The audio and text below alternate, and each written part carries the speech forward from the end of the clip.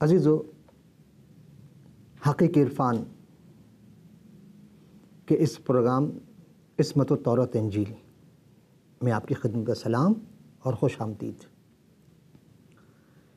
تمام سامعین و ناظرین، امید ہے کہ پچھلی ہماری تمام نشستیں آپ کو برکتیں ملی ہوں گی ضرور،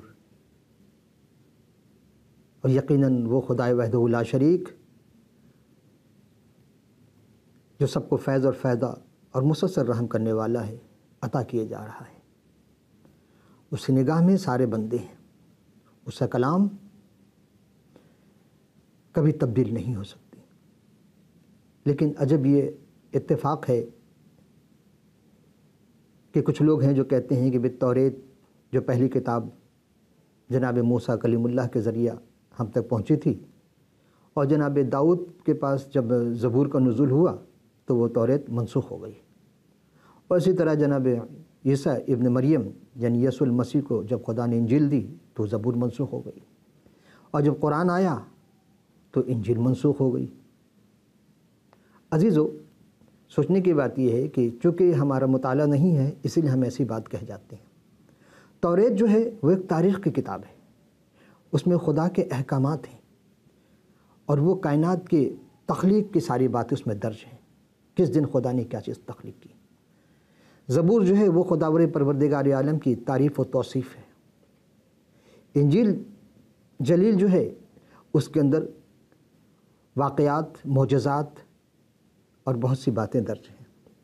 اب میں ایک سوال کرنا چاہتا ہوں کہ توریت میں ہے کہ چوری نہ کرو، اور زبور میں ہے کہ خدا تمام کائنات کا خالق و مالک ہے، اس کی حمد و ثنا بیان ہوئی، وہ بڑی شان والا ہے۔ تو یہ بات کیسے سمجھ میں آتی ہے کہ چوری نہ کرو کی جگہ اس کو ہٹا کر کہا جائے کہ نہیں وہ خدا بڑی شان والا ہے، اور جو انجیل ہے اس میں معجزات ہیں تو خدا کی توصیف چھوڑ کر کے ہم وہ معجزات کو دیکھیں، اور پھر جب قرآن آیا تو یہ ساری چیزیں ختم ہو گئی۔ عزیزو، اصل بات کیا ہے؟ دیکھیں، آئین کو آئین سے ہی اس کو تبدیل کیا جا سکتا ہے، غیر آئین اس کو رد نہیں کر سکتی۔ قانون کو قانون ہی تبدیل کرتا ہے یا رد کرتا ہے، غیر قانون قانون کو تبدیل نہیں کر سکتا۔ تو یہ کیسا خدا ہے کہ انسان کی طرح ہر کلم اپنے ہر کتاب کو وہ تبدیل کرتا چلا جا رہا ہے؟ تو یا تو یہ طے کے لے جائے وہ رب العالمین جو کلام بھیج رہا ہے ہمیں اس پر اعتمادی نہیں ہے، جو کبھی انسان کی طرح کبھی کہتا ہے کہ اچھا نہیں ابھی یہ کتاب تبدیل کر دو اور اب ہم دوسری کتاب بھیج رہے ہیں، پھر تیسری کتاب بھیجی، کہا نہیں دونوں منسوخ ہو گئی۔ ایسا تو اللہ نہیں کر سکتا، جس نے شروع میں کہہ دیا کہ لا کلمۃ اللہ تبدیلہ، خدا کے کلام میں تبدیلی نہیں ہو سکتی، کوئی بدل نہیں سکتا، اور جو بھی بدلے گا اسے عذاب میں مبتلا کر دے گا خدا رب العالمین۔ تو خدا کبھی نہیں چاہتا کہ اسے کلام میں تبدیلی ہوئی ہے۔ ہاں، یہ اور بات ہے کہ اصل زبان سے جب ترجمے ہوتے ہیں تو ظاہر سی بات ہے الفاظ کے ساتھ ساتھ زمانے کے ساتھ ساتھ حروف میں تبدیلی، الفاظ میں تبدیلی کر دیتے ہیں۔ آج سے 50 سال 100 سال پہلے کی اردو اٹھائیں گے تو آج کا ایم اے کا بھی اسٹوڈنٹ اس کی تشریح نہیں کر سکتا ہے۔ بہت ساری باتیں ہیں، لیکن آج کے زمان کی اردو آئندہ 50 سال کے بعد اردو اور آسان ہو جائے گی، یہ اردو بھی اس وقت متروک ہو جائے گی۔ تو انسان کی زبان جو تبدیل ہو سکتی ہے اس میں چینجنگ لا سکتی ہے۔ شاعر کہہ سکتا ہے کہ ہاں یہ شعر ہمارا جو اچھا، اب سوچیں تھوڑی سی، ایک شاعر نے حمد لکھی، اس کے بعد اس نے ایک نعت لکھی، اس کے بعد اس نے ایک غزل لکھی، اس نے کہا نہیں ایسا ہے کہ وہ جو ہم نے حمد لکھی تھی وہ میں منسوخ کر رہا ہوں، اس کی جگہ نعت لکھ دی، اور نعت کے بعد وہ کرے یہ گانے میں نے لکھی یہ اب صحیح ہے ہمارا۔ یہ کیسی بات ہو سکتی صاحب؟ تو اب ہم آپ کی خدمت میں وہ جو مخطوطات میں سے کچھ کمی رہ گئی تھی کہ سینیائی مخطوطات کے انبار ہمیں ملے، یعنی 200 سال کے بعد، یعنی 200 سال قبل اسلام یہ نسخے ہمیں دستیاب ہوئے، اس وقت کے لکھے ہوئے قلمی نسخہ۔ ظاہر سی بات زمانے پریس تو تھے نہیں، چھاپا خانے تھے نہیں، یہ آج کمپیوٹر کا دور ہے، اس وقت تو یہ چیزیں نایاب کیا کہیں نام و نشان بھی نہیں تھا چھاپا خانے کا۔ تو اسی طرح دوسری صدی کے مسیحیوں نے اس کتاب کو جو قلمی نسخے تھے تیار کی، وہ نقل در نقل چلی آ رہی تھی، اصل سے نقل انہوں نے قلمی نسخہ تیار کیا۔ اور آج بھی دنیا میں جو ہمارے پاس آج بھی جو بائبل مقدس موجود ہے بالکل وہی چیز تھی جو اس میں موجود ہے، اس کے موافق ہے۔ اسی طرح آثار قدیمہ کی جب کھدائی ہوئی تو اس دوران بھی بہت سارے نسخے ملے، اور بابانگ دوحل پکار کے تائید کر رہے ہیں کہ کتاب مقدس کے تمام صحائف یہ سارے کے سارے قلمی ہیں جو بھی ہیں مضامین وہ محفوظ ہیں، اور مروجہ بائبل اس کے عین مطابق ہے، یعنی آج جو ہمارے پاس رائج ہے۔ چنانچہ کھدائی جاری رہی، اور یہ اسی لیے اور بھی انکشافات واضح ہو گئے۔ جو توقعات تھے کہ ہاں اس میں کوئی ہمیں نسخہ ایسا مل جائے جو ہم ثابت کر سکیں، تو اب دیکھیں کہ اب کسی ناقد اور نقطہ چین کے لیے ان کے صحت پر کوئی شک نہیں پیش نہیں کر کے، کوئی گنجائش نہیں رہ گئی کہ وہ پیش کر سکے ہاں جی یہ پہلے والا نسخہ جو تھا وہ صحیح تھا، یہ غلط ہے، یا اس میں ترمیم کر دی گئی، تحریف کر دی گئی۔ کسی سے نہیں ہو سکا، کیونکہ کتاب مقدس کے متون یعنی متن اور نصوص، نصیں اور جدید انکشافات اس چیز کو پکار کر رہے ہیں کہ وہ جو مواد ملے ہیں، وہ جو ذخائر ملے ہیں، وہ اس درجہ کے قوانین موافق عظیم ہیں کہ اس لیے ان کی صحت پر کوئی اعتراض اٹھا ہی نہیں سکتا، اور کوئی کہتا ہے تو یہ بچکانہ حرکت ہے اس کی۔ بس عزیزو، ہم اس جملے پر کہ ڈاکٹر برائٹ جو ماہر آثار قدیمہ تھے، ان کا قول ہے جب قمران کے ملے مخطوط کے بل پر اب کوئی بھی یہ نہیں کہہ سکتا کہ نیا عہد نامہ بالکل ویسا ہی ہے جیسا کہ مسیح ان کے حواری رسولوں اور شاگردوں نے اس کو، ان مسیحوں کی تعلیم تھی جو انہوں نے سابقین اول میں اس درجہ کو حاصل رکھتے ہوئے نکلا تھا، جس کی نقل و تدوین سن 25 مسیح سے لے کر کے 80 مسیح سے زائد نہیں ہے۔ عزیزو، اب ہم اس آثار قدیمہ کی طرف آ رہے ہیں، اور اب یہ جاننا بہت ضروری ہو گیا ہمارے لیے، بلکہ سب کے لیے، جو نہیں جانتے ان کے لیے بھی، جو جانتے ان کے لیے بھی ہے، کہ ہم دیکھتے ہیں کہ مسیحی تعلیمات اور صحائف شروع سے ہی کن لوگوں نے کہا کہ نہیں وہ کفار تھے، وہ ملحد تھے، اور یہ ان پر حملہ یا خدا کی آیات ان پر حملہ کر رہی تھیں، وہ اس حملے کا شکار بنے ہوئے تھے، اور وہ نہیں چاہتے تھے کہ کتاب مقدس ان کی تعلیمات یعنی کفر کے اور ایسی باتوں کے لوگ بنیادی افکار و عقائد کے خلاف جا رہے تھے۔ وہ بولتی تھی کہ ہاں تم غلط کر رہے ہو، تم بت پرستی مت کرو، تم ناحق کسی کا قتل مت کرو، تم ناحق کسی کا نہ تولا کرو، تم کسی کی غیبت نہ کرو، تم اپنے پڑوسی کے ساتھ برا سلوک نہ کرو، اس کی کسی چیز کو نہ وغیرہ وغیرہ، خدا کے سوا کسی کی پرستی عبادت نہ کرو۔ لیکن وہ سارے اس کے خلاف تھے، وہ احکام خداوندی کے۔ اسی لیے وہ کہنے لگے کہ جی یہ تو تبدیل ہو گئی، کہیں ایسا تو نہیں کہ آج بھی وہ لوگ اور اپنی بیخ کنی کی وجہ سے وہ ان سے ٹکر لیتے رہے اور برائی اور گناہوں سے برابر آشکارا کرتی رہی۔ عزیزو، اس طرح سے آج بھی لوگ ایسی باتوں میں کی کھوج میں لگے ہوئے ہیں، تلاش کر رہے ہیں کہ کتب مقدسہ اس بائبل کی تعلیم کی معارض و خلاف ہوں، کہ یہ کوشش ہے کہ آثار قدیمہ سے ہمیں کوئی ایسی چیز مل جائے، لیکن اب تک انہیں نہیں ملی۔ کیوں؟ اس لیے کہ حق کو کبھی کوئی جھٹلا نہیں سکتا، اس لیے کہ خدا کا کلام سچا ہے، کیونکہ خدا زندہ ہے، اس کا کلام بھی زندہ ہے۔ تو پہلے تو ماہرین انکشافات یہ دعویٰ کرتے تھے کہ موسیٰ کے بعد جتنے بھی نبی آئے اپنی کتاب اپنے ہاتھوں سے نہیں لکھی۔ پھر انہوں نے کہا کیونکہ اس وقت فن تحریر ایجادی نہیں ہوا تھا، اور 540 قبل مسیح نیز یہ توریت کے مصنفوں کے حوادث ہے، ان کے قائے اور شرقی تمدن و تہذیب بیان کرتا ہے۔ جب آثار قدیمہ کے کھدائی میں چیزیں ملی کہ ہاں وہ کیسے تھے اور علم فنون میں ماہر تھے کہ نہیں تھے، وہ تحریریں لکھتی تھیں۔ اسی لیے جناب موسیٰ کے زمانے سے جب ہم نے تذکرہ کیا کہ جناب موسیٰ خدا نے کہا کہ تو وہ باتیں لکھ، تو آدم سے لے کر اور ابراہیم تک وہ ساری باتیں، اور ابراہیم کے بعد موسیٰ نے تو تمام باتیں تحریر کی، اور پھر اس طرح یہ چیزیں چلتی چلی آئیں۔ پھر ہم دیکھتے ہیں کہ وہ تہذیب و تمدن جو آثار قدیمہ سے ہمیں ملے، بڑا مبالغہ ہوتا رہا کہ 540 قبل مسیح سے جتنی بھی چیزیں ملی ہیں، وہ توریت کے مصنفوں جو تھے انہوں نے کہا کہ وہ حوادث وہ شرقی تمدن، تہذیب و تمدن کے دل دادا نہیں تھے، بلکہ وہ واقعی تہذیب و تمدن یافتہ لوگ تھے، اور خدا کے کلام کے ساتھ ساتھ چلتے تھے۔ ان کا ایمان یقین تھا، اور وہ اس کتاب مقدس پر عمل پیرا تھے، اور ایک دوسرے کو اس کی تعریف و تمثیل و خدا کے کتابوں سے حمد و ثنا کرتے تھے، زبور سے اور توریت سے خدا کے احکام الہی کو اپنے ایک دوسرے کو جاری کرتے تھے۔ اسی پر ان کا سارا دار و مدار تھا۔ اور بڑا مبالغہ برتا ان لوگوں نے کہ نہیں پرانے مورخ تھے، ان کے بیانات میں متغیر ہو گئے ہیں، ملتی نہیں ہیں، لیکن جدید تحقیقات نے ثابت کر دیا کہ کتاب الہی جتنے بھی بیانات ہیں یہ صحیح بیانات ہیں، اور تمام باتیں جو مصر، بابل، اسور کے تمدن و حضارت کے بارے میں کتاب مقدس میں آئے ہیں۔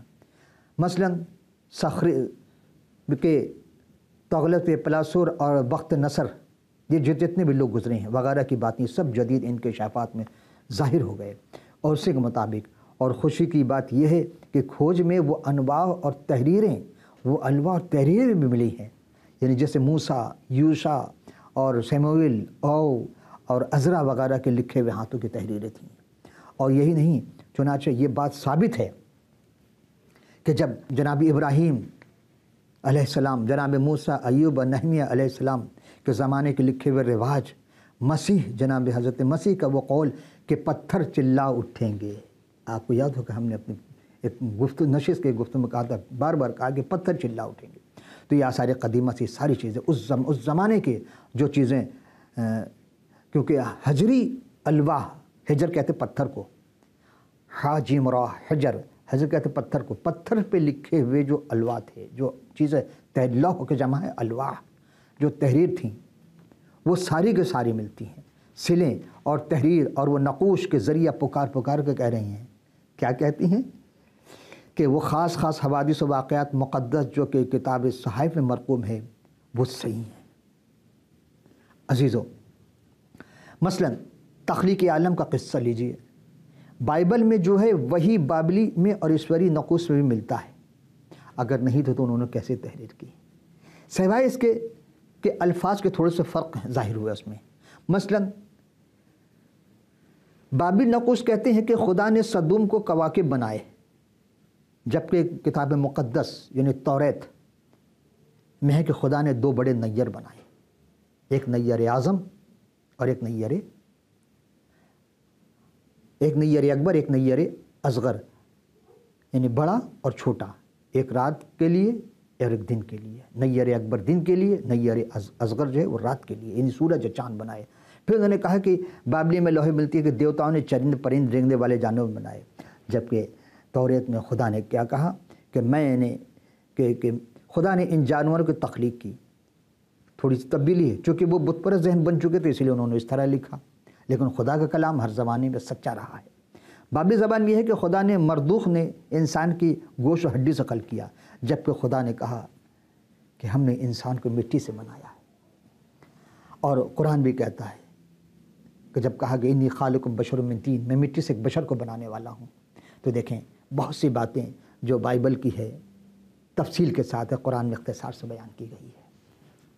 عزیزو، اب آئیے ہم کہ خدائے توحید وحدہ لا شریک کے بارے میں غور کرتے ہیں۔ یہاں سے ہم اپنی ایک خاص پیغام دینا چاہتے ہیں آپ کو کہ اب تک جتنے بھی لوگ تھے جس زمانے میں ہیں، آج بھی ہمارے زمانے میں دیکھتے ہیں کچھ لوگ ایسے ہیں جو ایک خدائے وحدہ لا شریک کو چھوڑ کر بہت سارے خداؤں کو مانتے ہیں۔ آج بھی اس دور جدید میں بھی ہے کہ انسان جس چیز سے ڈرا اس کو خدا مان لیا، سانپ سے ڈرا سانپ کو خدا مانا، درخت سے ڈر گیا درخت کی پرورش تو شروع کر دی، اسی طرح جانوروں سے ڈر گیا جانور کی پرستی شروع کر دی۔ نعوذ باللہ، یہی تعلیم ہے کہ خدا نے کہا کہ کسی چیز کی مورت نہ بنانا، نہ زمین کی، نہ آسمان کی، نہ کسی چیز کی پرستش نہ کرنا سوائے خدا وحدہ لا شریک کے، اور کسی کی عبادت مت کرنا۔ آئیے ہم غور کرتے ہیں کہ ملحد کہتے ہیں کہ کئی خداؤں کی پرستش شروع ہوئی سے چلی آ رہی ہے۔ ملحد یعنی بہت سارے خدا کے ماننے والے، بت پرست کہہ لیے ان کو عام زبان میں، لیکن کتابوں متعدد سے ہمیں سبق ملتا ہے کہ بشر نے زندہ خدا سے ارتداد کیا اور دیوتاؤں کی عبادت اختیار کی۔ جب ایسا ہوا تو پھر کیا؟ پھر خدا نے انبیاء مرسلین کو بھیجا، انبیاء کرام کو بھیجا، انہیں خدائے وحدہ لا شریک کی طرف پھیرے اور وہ اس بت پرستی سے باز آ جائیں۔ اور ایسا بھی ہوتا رہا کہ بعض دفعہ انبیاء کے جانے کے بعد بعض لوگوں نے انبیاء کو قتل کیا۔ اس زمانے کے بت پرست جو لوگ تھے، قدیم تھے، اس وقت سے یہ پھیلا رہا ہے کہ جب ہم غور کرتے ہیں، ڈاکٹر ہربرٹ نے یہ ثابت نہیں کر دیا کہ سامی اور سومری اقوام میں وحدانیت الہی کا عقیدہ تعدد الہیہ، یعنی بہت سارے تھے، بہت سارے خدا کے ماننے والے تھے۔ انہوں نے کہاں سے؟ وہ سارے آثار قدیمہ سے ملے، اور ان کے عقیدے سے سبقت ملتا ہے کہ ہاں، اور جدید اتفاق جب انکشافات ہوئے تو اس میں بھی یہ ساری باتیں کھل کر سامنے آ گئی ہیں کہ نہیں، خدا وحدہ لا شریک ہے، اور کئی قوم ایسی تھی جو خدا کے علاوہ مانتے تھے۔ کیا آپ کو واقعات نہ دلا دوں کہ جب حضرت موسیٰ کو لوح خدا پروردگار عالم دے دیا، پہلے انہوں نے پہاڑ پر بلایا، 30 دن کی تھی بھی 40 رات ہو گئی، اس کی 10 رات اور بڑھا دی. وہاں وہ روزہ رکھتے تھے، بھوکے پیاسے، کوئی کھانے کا سامان نہیں تھا، لیکن اللہ کی روحانی طور پر اتنے وہ معمور ہو چکے تھے، خدا نے ان کی عبادت کے عوض انہیں لوح دیا تھا جس کو توریت احکام الہی تھے اس میں. اور جب اتر کے خوشی خوشی آ رہے تھے تو کیا ہوا؟ وہاں ایک بچھڑے کو کی پرستش شروع ہو گئی. کتنے ناراض ہوئے موسیٰ علیہ السلام. اور وہی چیز کہ بہت سارے عقیدہ توحید پر لوگوں نے ضرب لگائی، اور جہاں انسان ضرب لگاتا رہا وہاں یہی ہم نے دیکھا کہ وہ ہر حال میں خدا کے منکر ہوتا چلا گیا. اور یہی وجہ تھی کہ منکرین کو خدا نے کبھی بھی یہ نہیں توفیق دی. اور وحدانیت کو پروردگار نے پسند کیا کہ اس کے سوا کوئی عبادت کا لائق نہیں ہے، اور جو بھی اس عبادت کے خلاف کرے گا، یعنی اس کے سوا کسی کو معبود مانے گا، خدا اسے ہر گناہ معاف کر دے گا، شرک معاف نہیں کر سکتا. کیوں نہیں معاف کرتا شرک؟ اس لیے کہ ان شرک لظلم العظیم، شرک سب سے بڑا گناہ ہے. پھر ہم غور کرتے ہیں عزیزو، طوفان نوح کا زمانہ آیا. یعنی جناب نوح کے زمانے میں بابلی ہمیں یہ ملتے ہیں کہ بابلی میں کہ طوفان نوح کا کیا، یہ ہم قرآن اور بائبل میں پڑھ چکے ہیں پہلے، لیکن ہم جاننا چاہتے ہیں کہ آخر پھر کیا ہوا. آثار قدیمہ نے ہمیں پھر بتایا یہ ساری باتیں. بابلی تحریروں کی بدولت ہمیں طوفان کی کہانی فراہم کی گئی جو پیدائش کی کتاب میں درج ہے، اس میں ملتی ہیں. کس طرح ہوا، کتنے گناہان کیے، اور کون لوگ تھے گناہ کرنے پر. کشتی میں کل کتنے لوگ سوار ہوئے، صرف جناب نوح اور ان کا خاندان سوار ہو سکا. اور تحریر میں آئی کہ طوفان الہی منصوبے کے تحت آیا، کسی کے اور وجہ سے نہیں، خدا نے منصوبہ بنایا اور منصوبے کے تحت آیا. کہانی کے اس میں ہیرو کون تھے؟ جناب نوح تھے ہیرو، اور نوح کا خاندان خدا نے ان کو بچایا اور تباہی اور لوگوں کو متنبع کرتے رہے، بار بار سمجھایا لیکن نہ مانے. اور اس نے پھر جناب نوح کو اور ان کے پورے خاندان کو ایک کشتی پر سوار کروایا. گوفر کی لکڑی سے تیار کی گئی تھی. یہ کبھی ہم اگر کشتی کا تذکرہ ہوگا پھر ہم بتائیں گے کشتی کیسی تھی. اور یہ ہم پیدائشی کتاب میں پڑھ چکے ہیں کہ ہاں وہ گوفر کی لکڑی کی بنائی گئی تھی. کتنے 50 ہاتھ چوڑی تھی، 80 ہاتھ چوڑی تھی، 150 ہاتھ اونچائی پہ تھی. آج کے ہمارے ہاتھ نہیں، ان کے قد بھی بہت دراز ہوتے تھے، تو چیزیں بھی ویسی وہ بناتے تھے اپنے لیے.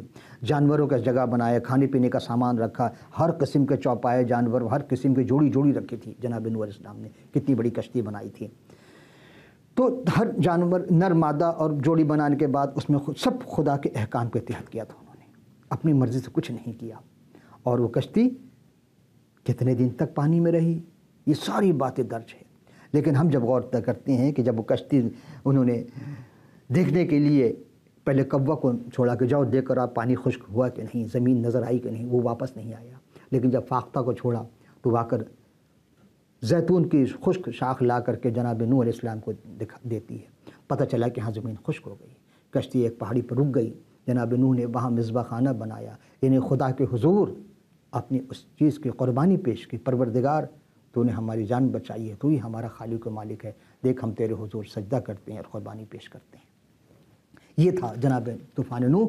اس کے بعد کا زمانہ آتا ہے قدسیوں کا، یعنی اور کا. یہ مسوپتامیہ ایک جگہ ہے، وہاں کھدائی سے پہلے بائبلی علماء اس ثقافت اور تہذیب سے واقف تھے، اور انہوں نے وہاں سے واضح کیا چونکہ اس سے پہلے وہاں کی کوئی چیز نہیں بتائی جا سکتی تھی.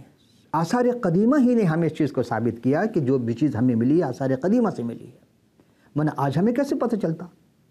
اور آج بھی کھدائیاں ہو رہی ہیں، آج بھی چیزیں تلاش کی جا رہی ہیں. لیکن یہ تھا کہ واضح بھائی یہ ویران جگہ تھی، کسی کو نہیں پتا کہ یہ خوبصورت جگہ کہاں تھی، کیسے نہیں. جہاں دریا بہتے تھے، جو قابل ذکر تہذیب یافتہ قوم کا دارالحکومت تھا، وہاں ہونے والی کھدائی نے تصدیق کی کہ ماضی قدیم میں سومری لوگ وہاں بستے تھے جنہوں نے وہاں شاندار تہذیب قائم کی تھی. اب شاندار تہذیب کون قائم کر سکتا ہے؟ بالکل اسی طرح عزیزو آج ہمارا اس ملک ہے، آج ہم آپ جہاں رہ رہے ہیں، خدا نہ خواستہ کل ہم کسی تباہی کا شکار ہو گئے تو آج سے 1000 سال کے بعد جب لوگ آئیں گے، بچے آئیں گے، وہ جب کھدائی کریں گے تو ہماری چیزیں ان کو بتائیں کہ ہم کتنے تہذیب یافتہ ہیں. اسی طرح یہ چیز چلتی رہی. اور جنہوں نے وہاں تہذیب قائم کی تھی، جہاں تک ان کے مذہب کا تعلق ہے، یہ سومری کئی معبودوں کے ماننے والے تھے. یعنی وہی خدا پرستی، خدا کو چھوڑ کر کے غیر معبود وحدہ لا شریک کو چھوڑ کر کئی معبودوں کی عبادت شروع ہو گئی. ہر خاندان کا اپنا ایک بت تھا، ہر خاندان کا اپنا ایک ایسا بت بنا لیا کہ بس وہی ہے۔ اسی طرح ہم دیکھتے ہیں کہ جب حضرت یعقوب کی وہ شوہر جو تھے، حضرت یعقوب تھے، ہم نے دیکھا کہ جب وہ اپنے شوہر کے گھر سے ان کی زوجہ چلی، کتاب لے کر وہ بھاگنے لگی تو اپنے باپ لابن کے بتوں کا میں سے ایک کو چرا لیا۔ اور یہ پیدائش کی کتاب 31 باب کی 27 سے 35 میں آیت میں پوری ڈیٹیل ہے، آپ پورے اس کو دیکھ سکتے ہیں۔ پیدائش باب 31 آیت 27 سے 35 تک کہ کس طریقے سے ہوا۔ تو یہ ہمیں کیسے کتاب سے ملا؟ یہ تو ہم نے بائبل میں پڑھ چکے، لیکن جب آثار قدیمہ کی کھدائی ہوئی تو ان کھدائی سے اس بات کی بھی تصدیق ہوئی کہ ابراہم بدوؤں کے کسی قبیلے کے رہنما نہیں تھے، کیونکہ بعض لوگ کہتے ہیں کہ بدو تھے، بدو کے نہیں، خدا نے تو ان کے لیے بہت ہی، اور جو خیموں میں رہتے تھے، بلکہ وہ ایک ایسی قوم سے تعلق رکھتے تھے کہ جہاں ایک شاندار تہذیب و تمدن تھی ان کے ساتھ، مالک تھے اور ہاران نے بستی تھی ان کی پوری قوم وہ، اور حقیقت بالکل وہی ہے جو آثار قدیمہ سے ملے، جو ہم بائبل میں کے تلاوت میں دیکھتے ہیں۔ پھر ہم پیدائش کی کتاب 11ویں باب کی 28 سے 31 جب ہم مطابقت رکھتے ہیں اور جب ابراہیم کے طویل سفر پر غور کرتے ہیں تو پتہ چلتا ہے کہ ایمانداروں کا باپ 2-3 بیت ال اور سکم سے گزرا، اور وہ یوں شہر ہے جن میں بائبل مقدس کا ذکر ہے۔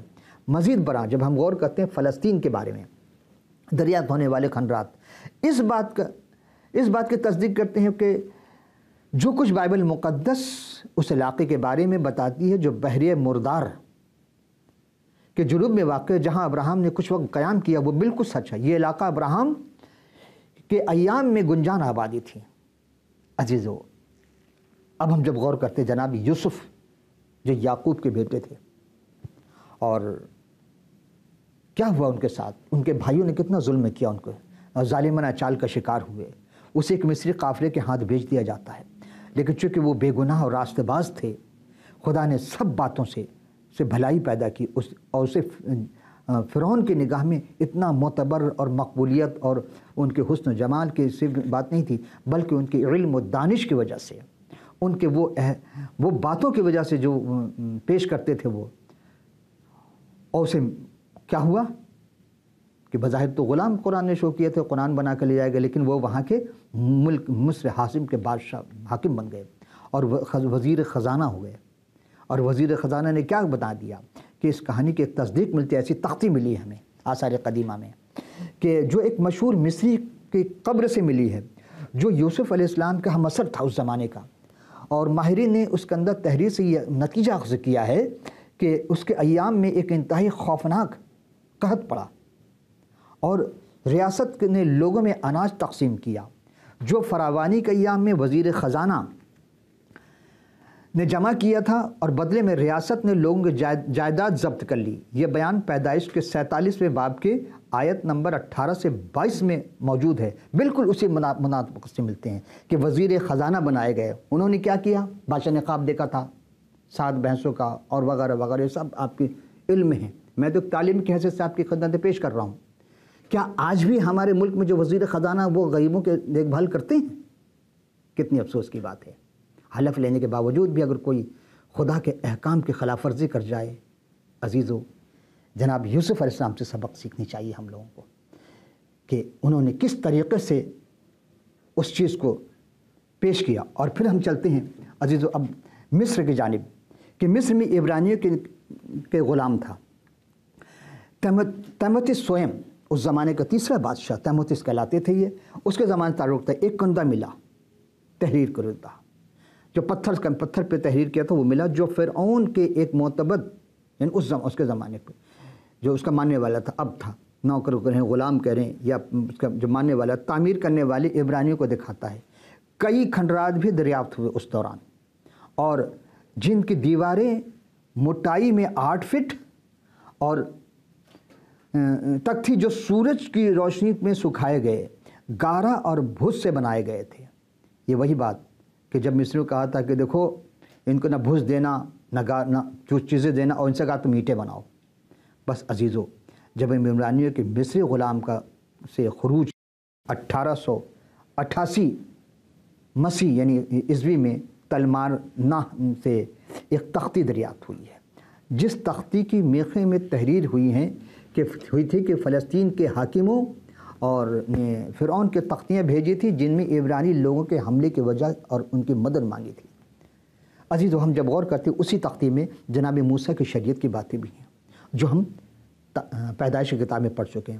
کچھ قدیمی ایسے بھی نسخے ہمیں ملے ہیں، مثلا راس شمرہ میں جو شام کا علاقہ ہے، لطاقیہ کے شمال تقریباً 10 میل کے فاصلے پر واقع ہے، اوگارید شہر کے کھنڈرات دریافت ہوئے ہیں جو 2000 قبل از مسیح تعمیر ہوا تھا۔ یہ تو اسلام سے بھی کیا، حضرت مسیح سے بھی 2000 سال پہلے۔ وہاں سے سینکڑوں تعداد میں تختیاں ملی جو بائبل مقدس کی ہتھیوں، حویوں، فرضیوں کے بیانات کی تصدیق کرتی ہے۔ پھر ہتھیوں کو وجود ملتا ہے اسی آثار قدیمہ میں جو مصری تاریخ میں تھی۔ تاریخ دان عرصے تک ہتھیوں کے بارے میں وجود کے شک و شبہ میں تھے، لیکن جب کھنڈرات ملے اور جب بائبل مقدس کی پیدائش کے 23 باب کی 20ویں آیت کے مطابق وہ بتاتی ہے کہ ابراہیم نے ان سے مغفیلیہ کا غار خریدا تھا، وہ تذکرہ ملتا ہے چونکہ وہاں ان کی بیوی سارہ دفن ہے۔ عزیزو، سوچیں، ذرا غور کریں کہ جو باتیں، پھر یہی نہیں، ایک اور مصری تختی ملی تھی جو 128 قبل مسیح کی لکھی ہوئی تھی۔ قادس کے مقام پر ہتھیوں اور رامسیس دوئم جس کے فرعون کہا جاتا ہے اس کے درمیان ہونے والی ایک جنگ تھی، اس کے بارے میں تذکرہ ہے۔ عزیزو، ہم نے یہاں تک آپ کی زحمت سماعت دی، اب دامن وقت میں گنجائش نہیں ہے۔ آئندہ نشست میں ہم اسلام کی گواہی پیش کریں گے، قرآن کی کچھ باتیں ہوں گی، کچھ ایسی حقائق پیش کریں گے، اور ہمیں امید ہے کہ آپ ضرور ہمارے اس پروگرام کو دیکھیں گے۔ اس کے بعد پروگرام کے آخر میں آپ کو ای میل اور تمام نمبر دیے جائیں گے، آپ ضرور اس میں ہمیں ای میل کریں تاکہ ہم آپ فیڈ بیک کرنا، ہم ضرور آپ کو جواب دیں گے۔ تو اس وقت کے لیے اجازت، خدا حافظ ناصر۔